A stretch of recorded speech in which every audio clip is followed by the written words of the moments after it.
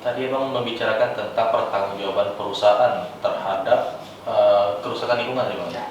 Sejauh ini Bang, sebelum adanya Omnibus Law ini, gimana sih Bang pertanggungjawaban perusahaan terhadap lingkungannya Bang?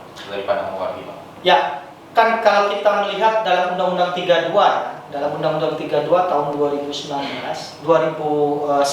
tentang perlindungan dan pengelolaan lingkungan hidup, itu tegas. Jadi soal apabila terjadinya kerusakan lingkungan hidup di dalam satu kawasan atau dalam satu yang sudah diberikan izin kepada korporasi atau kepada investasi apapun, apabila dalam wilayahnya mereka terdapat kerusakan, secara otomatis perusahaan itu harus bertanggung jawab. Tetapi di dalam aspek Undang-Undang Cipta Kerja ini seakan dikaburkan dan tidak tegas, bahkan dihapus prasyarat izin lingkungan dan sebagainya. Ini yang menurut kita menjadi kekhawatiran besar. Dan bagaimana artinya ke depan konteks krisis atau konsep kerusakan lingkungan itu tidak bisa dikontrol lagi. Dan bahkan jelas secara nyata bagaimana aspek lingkungan itu tidak menjadi prioritas lagi di dalam penyelamatan itu. Tidak menjadi prioritas. Iya. Kalau di Jambi sendiri Bang, sudah bagaimana perusahaan dalam bertanggung jawab terhadap lingkungan itu? Nah, kita melihat sebelum Undang-Undang Cipta Kerja ini disahkan, kita masih sangat minim melihat soal tanggung jawab si perusahaan dalam berusaha untuk memastikan lingkungan hidup itu berjalan dengan baik. Contoh misalnya adalah bagaimana perusahaan mengelola gambut yang itu secara nyata perusahaan diberikan hak, diberikan kewenangan, diberikan kepastian hukum untuk melindungi gambut akibat apabila terjadinya kebakaran hutan dan lahan. Nah, dalam konteks itu kita melihat hampir setiap tahun Jambi ini mengalami kebakaran hutan dan lahan. Nah, artinya adalah dalam situasi sebelum Undang-Undang Cipta Kerja disahkan, ini problemnya sudah terjadi. Nah, apalagi kalau Undang-Undang Cipta Kerja ini disahkan, itu jelas memperlumit lagi soal lingkungan hidup kita di Jambi. Nah, ini yang menjadi problem menurut kita itu. Ditambah lagi adalah dalam berkaitan dengan Undang-Undang 41 tahun 1999 tentang sektor kehutanan, bagaimana adalah setiap provinsi itu harus mempertahankan setidaknya 30% kawasan hutan.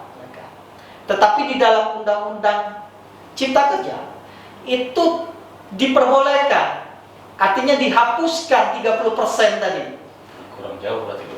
Jadi ruang mempertahankan kawasan hutan itu tidak ada lagi di Undang-Undang Cipta Kerja. Artinya ruang-ruang untuk mengekspansi atau memperluas izin masuk di dalam kawasan hutan itu diberikan sebesar-besarnya. Nah, ini yang menurut kita akan menghilangkan bagaimana ketahanan hutan atau adaptasi atau bicara soal mitigasi perubahan iklim akibat dari perubahan iklim deforestasi yang tinggi. Ternyata di Undang-Undang Cipta Kerja ini adalah deforestasi itu diberikan ruang sebesar-besarnya untuk terjadi kerusakan. Adakah potensi akan terjadi eksploitasi besar-besaran Bang? Sudah pasti kalau Undang-Undang Cipta Kerja ini sudah disahkan ini. Artinya ruang-ruang investasi akan masuk, ruang-ruang untuk pembukaan deforestasi hutan, kerusakan lingkungan itu pasti akan makin tinggi. Bahkan kriminalisasi terhadap petani itu menjadi sangat tinggi.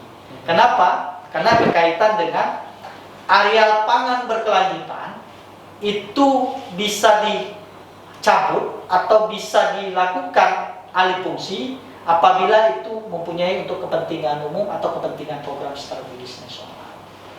Nah, itu yang menjadi problem juga. Jadi kedaulatan rakyat dalam sektor agraria itu menjadi tidak dipertahankan dengan baik oleh mandat undang-undang kita. Di Jambi ini kan termasuk yang punya gambut, lahan gambut cukup luas. dengan adanya Omnibus Law gitu kan, Hmm. bagaimana kira-kira masyarakat ataupun pemerintah atau yang berwenang melindungi gambut itu supaya tidak terlalu dieksploitasi perusahaan atau Ya. Nah, jadi kan situasi gambut di Jambi ini kan dalam kondisi yang sangat kritis ya. Dalam catatan Walhi Jambi itu adalah berdasarkan pengolahan data baik spasial maupun non spasial, Jambi ini mengalami situasi gambutnya atau kerusakan gambutnya dari total 700 ribuan sekian, 70% itu sudah mengalami situasi yang kritis. Apa itu? Satu, alih fungsinya sangat besar, baik itu industri perkebunan, industri hutan tanaman industri, maupun sektor-sektor yang lain. Nah, situasi gambut ini dalam situasi sekarang aja itu mengalami kesulitan untuk dilakukan pemulihan. Kenapa? Karena banyak yang menguasai area gambut ini tidak taat terhadap bagaimana tata kelola yang baik. Nah, di dalam konteks Undang-Undang Cipta Kerja ini adalah kita melihat bagaimana tadi upaya-upaya memastikan penyelamatan gambut ini itu menjadi kendor lagi gitu loh. Kenapa? Karena tadi upaya hukum terkait dengan tanggung jawab mutlak itu dikabulkan atau dihilangkan. Tambah lagi bagaimana situasi perbaikan-perbaikan tata kelola gambut yang berdasarkan fungsi lindung, fungsi gambut dalam dan sebagainya, ini memberikan ruang lagi untuk dipertahankan menjadi industri. Kenapa? Tadi yang saya bilang tadi, kalau ada problem-problem yang terjadi di daerah, itu bisa kewenangan pusat. Artinya kebijakan sentralistik dalam konteks pengelolaan sumber daya alam itu kewenangan pusat sangat tinggi dalam Undang-Undang Cipta. Di proses izinnya berarti lebih dipersingkat ya, Cik? Lebih dipersingkat. Bahkan kerusakan lingkungan juga dipersingkat lagi untuk lebih parah. Bagaimana AMDAL sebelum RUU Cipta Kerja ini dengan setelah ini? Ya. Apa perbedaannya dalam pengurusan AMDAL itu?